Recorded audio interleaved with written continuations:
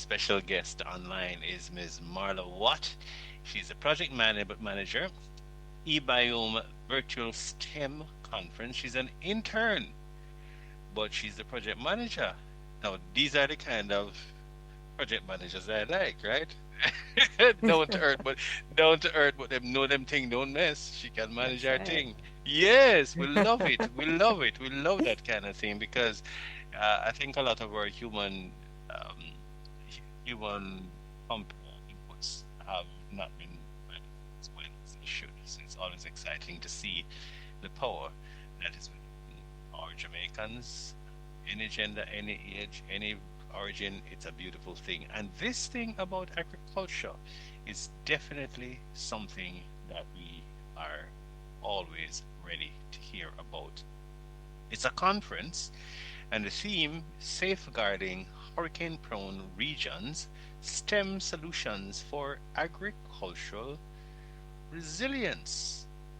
Miss Marla Watt, tell me a little bit about Jamaica's agricultural vulnerabilities because we start with what is not going the way we'd like it to, and then we do other things, the solutions and the whatnot. But you'll walk me through them. But give me a quick introduction of this conference and why it's critical and why the timing is very appropriate. Yes, hi, thank you for having me. As you mentioned, the conference theme was Safeguarding Hurricane-Prone Regions, STEM Solutions for Agriculture Resilience. And Hmm. as you know, agriculture is a critical part of our lives. It's the livelihood for many people. It provides economic stability and food security. And this is true everywhere in the world. So, why are we having this conversation now? Well, we, as in the Caribbean region, we're used to having our hurricane season each year, June to November, and we know that the effects are usually quite they're usually affecting our crops, the livestock, infrastructure, and other aspects of our society. But what's happening now is that there's climate change that's causing these hurricanes to become stronger and more frequent.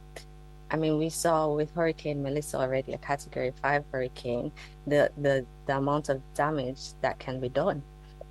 And with that example, actually, we know that Jamaica's agricultural sector alone lost 30 billion Jamaican dollars.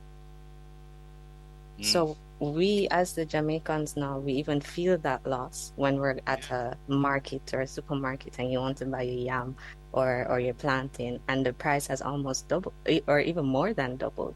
true, true. So there are all these impacts that are now being amplified because of climate change that's making our hurricanes making them stronger and more frequent. So this conference now, our main objective was to kind of explore that.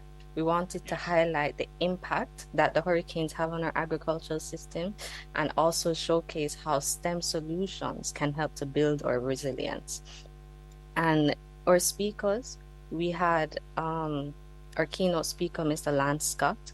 We had our panelists, Miss Dr. Sylvia Mitchell and Mr. Kevin Chambers, who all helped, paint the picture for us about what vulnerabilities we currently have in our Mm. agricultural and food systems. Yes. And some of the things that they pointed out was that one, Jamaica's landscape is actually a vulnerability because Mm. we are a mountainous country, and a large proportion of our small scale farmers are cultivating on marginal lands like the hillside or in Hillside. floodplains. So, when we have heavy rainfalls and flooding, not only are we going to have a loss of crops or soil erosion or damage to, roads and all of those things, but the farming communities themselves get cut off and they Mm. have their access to food, water, and other agricultural inputs is limited. And overall, the food supply chain gets disrupted. So this, I mean, we can't really do anything about our terrain, really. So we Mm. want to then think about what measures or what innovations can we put in place to help protect our agricultural systems in these areas that might get cut off. Mm. Another vulnerability that they mentioned was that there's limited access to planting material like seeds. that we can distribute easily to farmers and other agricultural practitioners so that they can regrow after a hurricane has passed. This is Mm, something that I'll explain a little bit more about a possible STEM-based solution or approach that we can use for this. And there are other things that they mentioned. You know, we're mhm. familiar with hurricanes when they pass. Communication is very difficult, and especially so for farmers who might be in more rural areas where there are already existing connectivity issues. And Right. even to add to that, you know, we have a lot of resources in certain cities, like in, you know, Kingston and St. Andrew.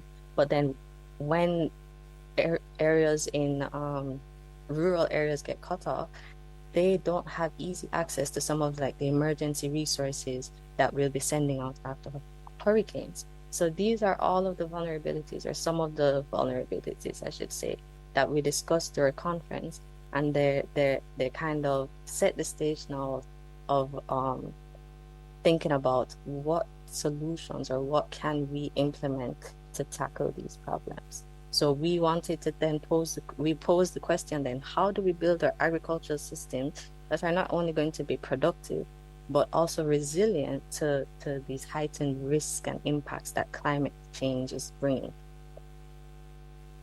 So should we take bed? Should we? No, of course not. Of course not. That's not how science works. Mm-mm. That's not how science works. You can't being in denial and science don't work so well together. But seriously though, Yes. I like how you're saying it without you're speaking the truth with an even tone. It's always a good thing because there's a temptation to do the non-scientific route, which is to say how bad it is and what happened. We get that, we get Mm, that, but mm. the calm helps us to process it. What should we be thinking now? What should we be thinking now, you think? We have a time signal coming up on the half hour, but right after that, I'd like us to talk a little bit about that. Maybe some of the thoughts you want to kind of tease our minds about what we could start thinking about and who we can reach out to, because you come from an organization where this is a big part of your core business. So it's Yes. not whimsical, it's set. So no panic. We'll be back. Jamaica Plumbing Supply stocks it all: bathroom, kitchen, and commercial fittings. Visit our Kingston or Portmore locations. The time by Jamaica Plumbing Supplies is It's 3:30.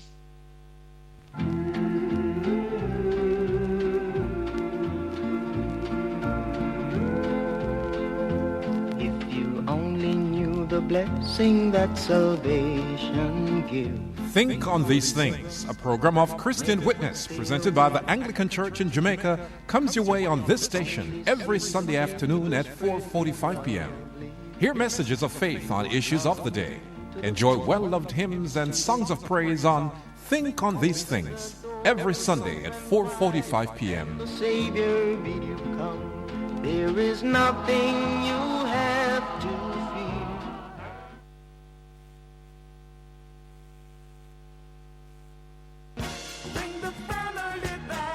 How important is knowing your family tree, your roots, your genetic footprint?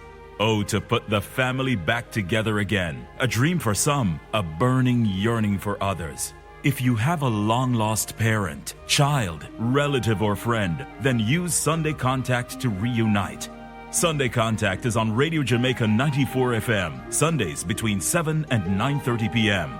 Make contact with host and facilitator, the Venerable Ralston McKenzie, on Sunday Contact on RadioJamaica.com, live on the studio lines, and via text and WhatsApp. Reconnect with family and loved ones for a life-changing experience on Sunday Contact, 7 to 9:30 p.m., Sundays on Radio Jamaica.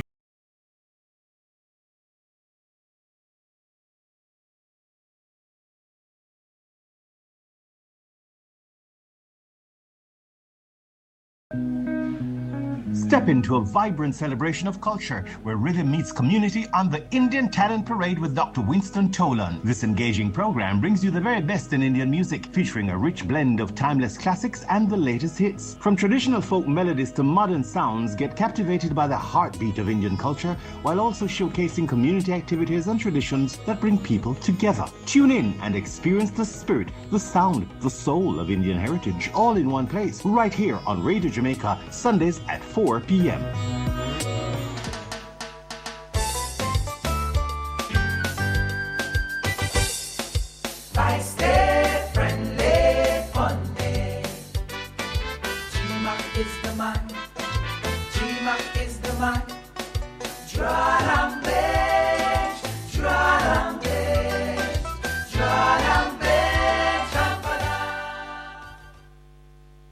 It's PALAV on Radio Jamaica 94 FM, and we are in the Rota segment of PALAV, and we're talking about something that affects us all. We're talking climate, we're talking agriculture, we're talking what we know, the science, the technology, the engineering, the the math, the solutions we have.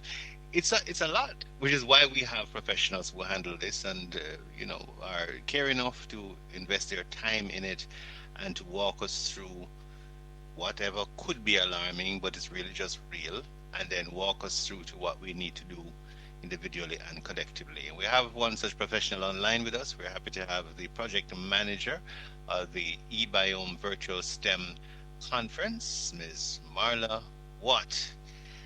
Now I understand why your last name is what? You're shining bright. Oh, I owe you a drink for that, right? Oh, yeah. In my group, anybody who gives a corner joke, I buy a whole round. Oh, okay. I'll be waiting for that then. But something can be both corny and authentic at the same time. It just means that it wasn't that funny, but it's real. All right, so quick recap, Marla, before we go forward. Just told us about the fact that yes, agriculture is very important. Yes, they're vulnerable.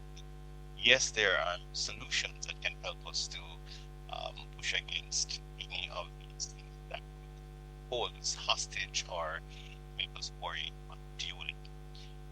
That's a quick recap. You're moving forward. Take us through.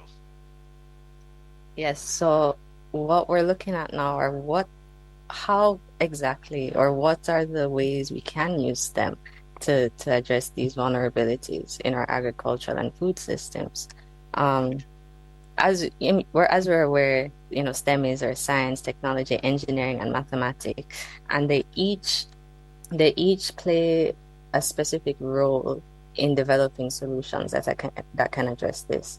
So science allows us to use a methodology to generate knowledge that we can then use to understand factors that affect our agriculture, whether that's the soil health or even our hurricane patterns and so on.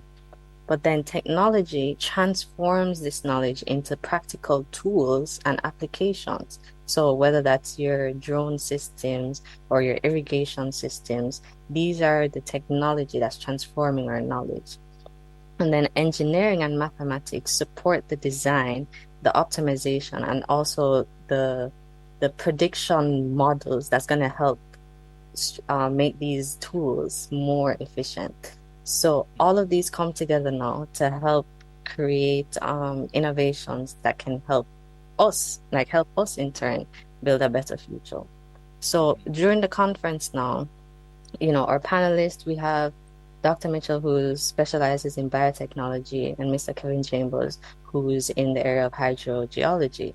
So they wanted to share some of the knowledge that they have on STEM solutions that can be used here in Jamaica, even ones that we are already using but can further be improved on for agriculture.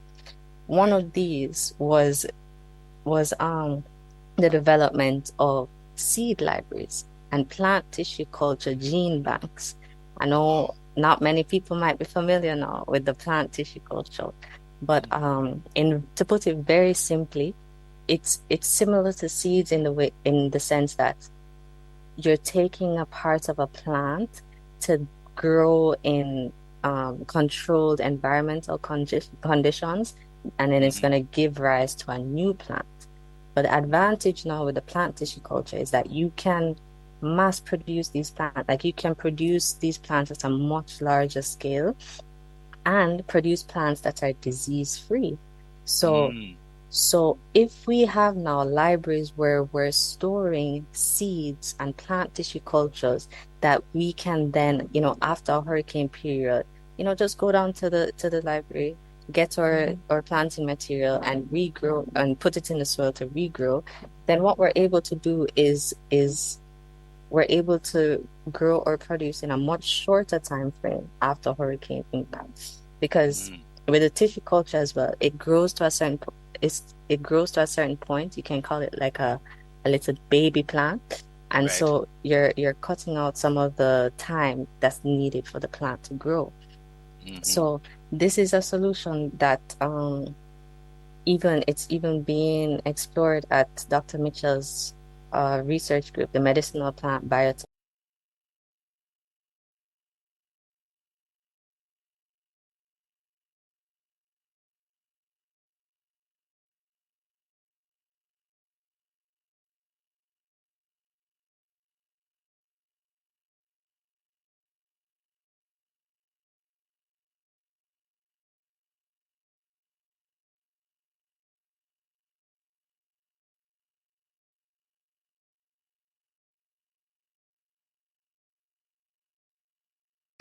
It's a matter Exactly. of having gone through it, have inheritance of something, maybe the growing material, the building, whatever it is, that shields you to an extent, so you don't have the full blunt of the negative part of the impact. That's all. Exactly. Because when we're talking about resilience, it's there are like three components. It's our ability to anticipate, it's our ability to act, and then also our ability to recover afterwards. So it's very important. Yes. Another STEM-based approach that we discussed was the use of, let's say, charcoal. It's this thing called biochar specifically. And it's like a charcoal, but it's made by burning plant material in the absence of oxygen. And what science research has shown is that when you add biochar to the soil, you're actually reducing the risks that are associated with flooding, with heavy rainfalls. So how the biochar works is that because it's a very porous char material, so meaning it can easily absorb liquid. When you're mixing it in the soil, you are allowing the soil to absorb massive amounts of water quickly. That prevents the flood waters from pooling and drowning the crops, or even washing away the crops. So landslide reduction mitigation too. Exactly. Yes. So this is an example of something that can be used as well. And if I remember correctly, there was even another method. This is this is not even a new solution, something that was brought up in the conference is that a lot of the solutions that will be beneficial to us are actually based on old traditional farming methods. And this was an example of one. Oh, awesome. Yes. There are other examples as well. We have, in a more digital data science aspect, we have flood mapping and early warning systems. The flood mapping, Mr. Chambers highlighted that Jamaica has extensive flood maps and data on vulnerable agricultural areas. So I should state what the flood mapping is. You're getting data on rainfall patterns, areas that are prone to flooding, what kind of soils they have and so forth. So the volume, the frequency, the damage. Exactly. So you have a whole collection of this data. And that's obviously very useful for farmers. Of course. So this is something that we can further improve here so that farmers can easily get access to this information. so that they can then make decisions on, what crops to grow or what they need to do with their own crops, how much water they might need to add, and so forth. And that kind of ties in as well to our flood early warning systems, which has sensors, and they use forecasting models that detect, the heavy rainfalls and give you alerts before it becomes disastrous. So I don't think we have any early warning system specifically for farmers at the moment. But but then that's something that we could have, something that the farmers can use to make more informed decisions for their agricultural areas before the hurricanes make impact. Yeah. That's a solutions very often is operationalizing a principle. Yes, You have the yes, principle, but you need to, what does this look like? What could it do? And so you have the yes, models and so on, right? yes.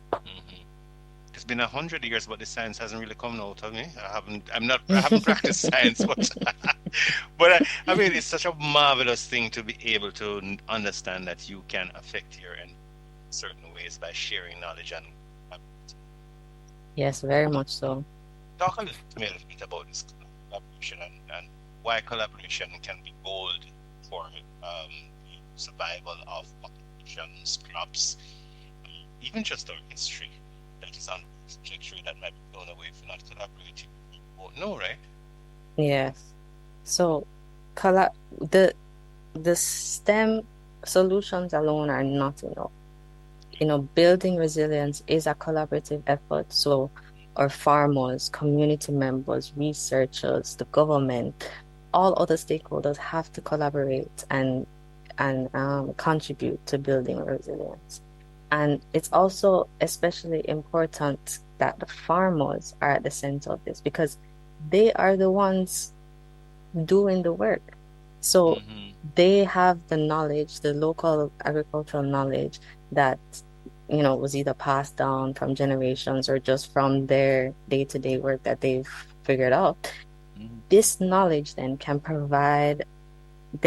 guide our research and innovation so that whatever, solution we're proposing to them is actually useful and accessible to them. Because there's no, it's not the solutions that we come up with are not going to be beneficial if the people that need to use them cannot use them. Yes, that's right. Yes. The people who would then not to look at can tell us a lot of things not to do. Because even if it hasn't gone through a detailed scientific test, so you know why, if they lived through it and know that it wasn't working, at least there's something to investigate because they lived through and know that it never worked. They might not be able to tell you specifically, but that is institutional history right there. Exactly. It's valuable knowledge. Talk to me about the youth and the future of agriculture, how this is embedded in the program, because it must be, but share some of it, please. Yes, the youth, that's another group of people that has a part to play in building our agriculture resilience. So, this building is a continuous effort. It's going to be going on for generations. So a message that was given during the conference was that no matter what area of STEM the youth might be interested in, it's really important that they consider agriculture as a viable career field. This is because there are many avenues. I think when people think of agriculture, they just think of the traditional farming aspect, but there are many other yam stick on potato hill, which is exactly fine, but I mean that can't be but the it's whole not story. the only thing. Exactly. What about cosmetics that are safe to the skin? That's a whole science in there. Exactly. Just that. Exactly. And that's something e-Biome helps with as well. So reach out to us if you need any help with that.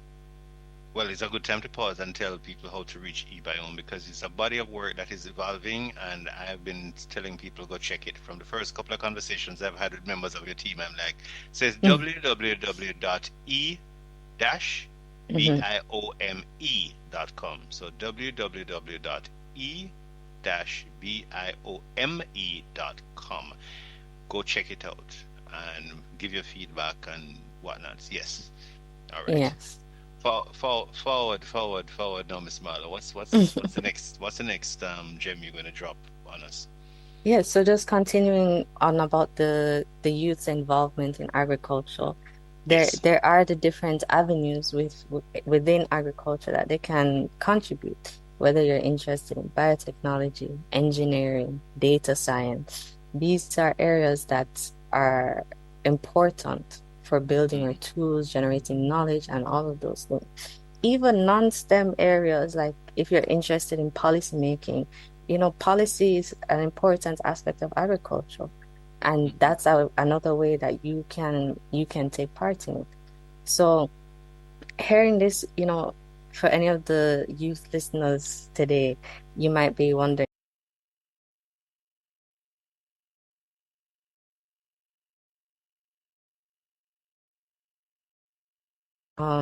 there's the Yam Youth Farmer Training Program.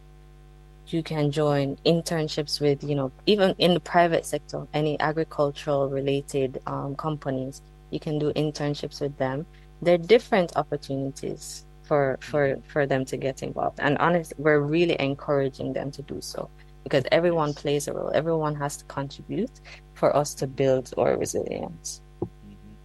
And it doesn't hurt if passion is a big part of it, because even if you decide you're going to study something, you're going to do something, you're going to be a part of it, and you just kind of start, you're not really passionate when you start to call it the people them work. I'm like, Hmm. don't ever talk about the people them work, even if it is that the person who's, oh, is supervising you is a different, but there must be something in it why you do it. I mean, get a money, yes, but your life must be worth than just a one paycheck or two. It must be that you have Exactly. something that is burning in you, and if you do it Exactly. passionately and well, you know how many people go into the people them work and the people and turn out to be the people them turn out to be the people them consultant because of passion. Hmm. Hmm.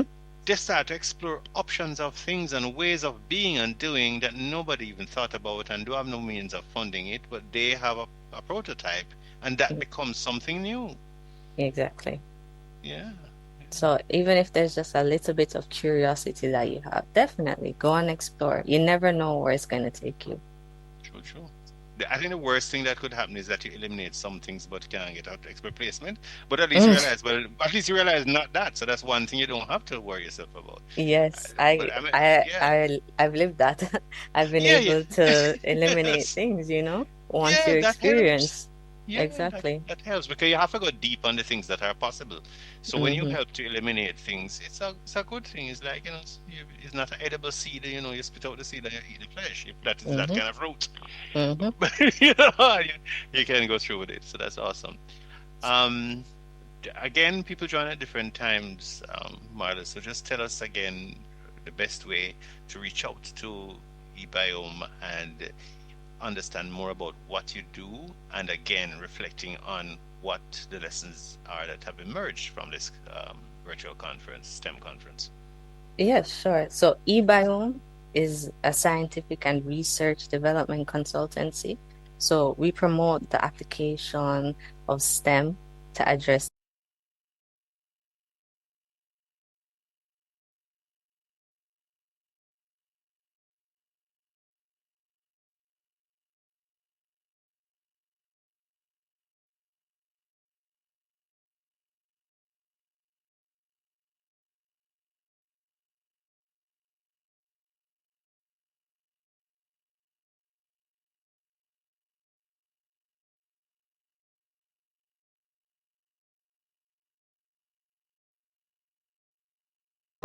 how we can use them to help build our agricultural and food systems in the face of increasingly stronger and frequent hurricanes.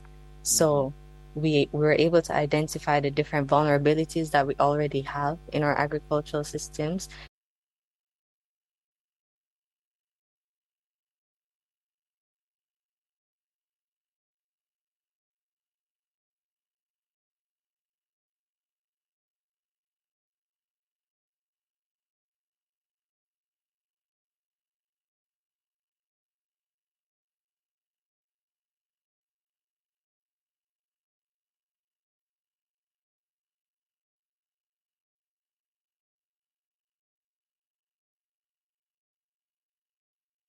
for farmers prepare in advance for Mm. our for the impacts of hurricanes. Protect their agriculture before the impact of hurricanes.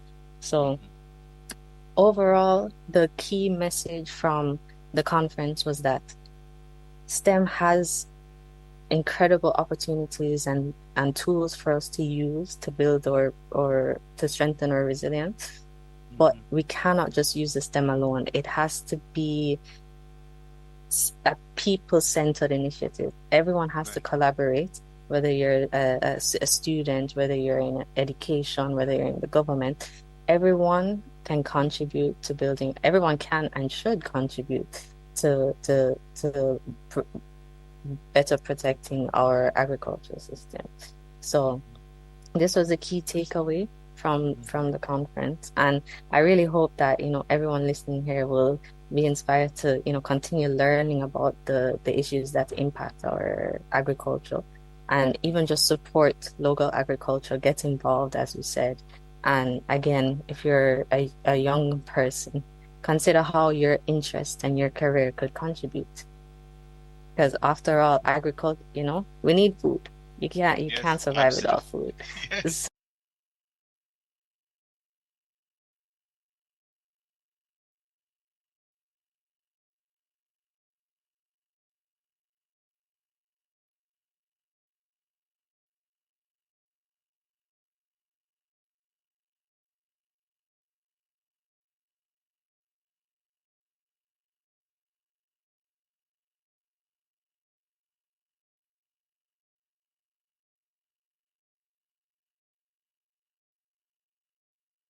Experience does not science make, but it does contribute to coaching how important what the discovery is.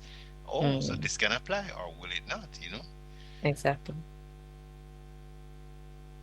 So what's the way forward for agricultural resilience? We've said it, you've said it already, but I want somebody who just joined to hear it again.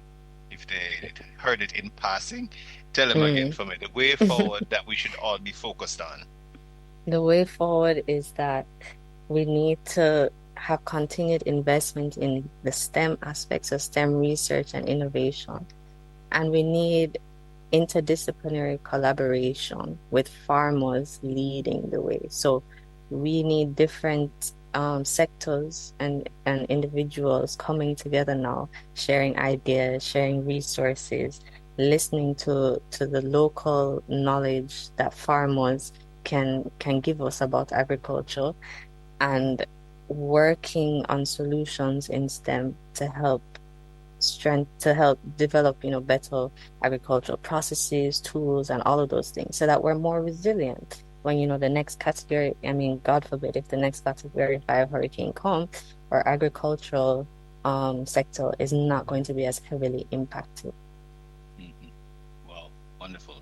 So one last time for the way to reach you: www.e-biome.com, Instagram e_biome, Facebook e-biome.